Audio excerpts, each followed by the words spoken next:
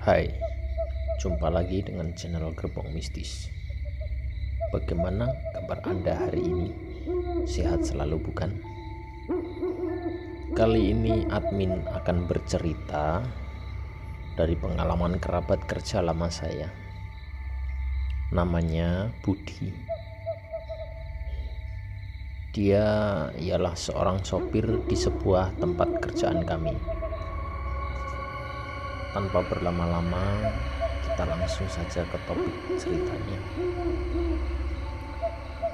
Malam itu Budi disuruh sama Pak Bos untuk ke rumah Mbok Neni. Mbok Neni adalah kakak sepupu dari Pak Bos. Budi disuruh menjemput Mbok Neni untuk dihantar pulang ke kampungnya karena ada urusan keluarga. Rumah yang dihuni Mbok Neni ini adalah rumah bekas lurah di salah satu kota ya, yang lama tak terpakai selama hampir kurang lebih 5 tahunan. Bangunannya pun sudah agak tua, cat-cat tembok sudah pada kusam, banyak lumut gitu ya. Di rumah itu juga sebagai tempat untuk kerja para karyawan Pak Bos. Rumahnya cukup besar dan dulunya juga dipakai sebagai kontrakan atau asrama gitu, karena dilihat ada banyak kamar-kamarnya. Lanjut kita ke fokus ke alur ceritanya. Lalu Budi mengetuk pintu depan rumah, namun Mbok Neni tidak mendengar. Lalu Budi memutuskan untuk lewat belakang, karena biasanya Mbok Neni dan keluarganya di ruang belakang. Sesampai di belakang, Budi mendengar suara menggeram. Budi cuek aja karena dia pikir itu kucing yang lagi berantem. Budi melangkah dengan sedikit takut karena posisi gelap sekali dan banyak barang-barang bekas peninggalan dari rumah tua tersebut. Setelah Budi akan sampai di pintu belakang, tiba-tiba Budi melihat ada sosok putih yang berambut panjang ke depan sampai menyentuh tanah. Rambutnya sangat panjang terurai ke depan. Karena posisi gelap, Budi tidak dapat melihat dengan jelas. Lalu Budi memberanikan untuk mendekat. Dia penasaran sebenarnya apa yang ia lihat. Sambil mengendap-endap, Budi mendekati sosok itu. Setelah itu agak dekat sih, tiba-tiba ada seekor kucing yang berlari menabrak Budi. Budi pun teriak kaget. Karena mendengar Budi teriak, Mbok Neni pun keluar dari pintu belakang.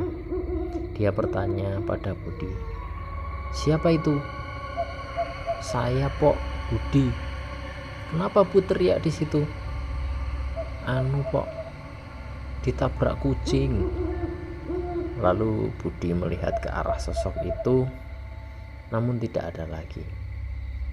Budi penasaran akan sosok itu. Lalu Budi jalan ke arah tangga itu, lalu dia ke lantai atas. Tiba-tiba Budi mencium bau busuk. Karena tidak tahan, dia turun ke bawah. Mbok Neni bertanya, "Ada apa, Bud?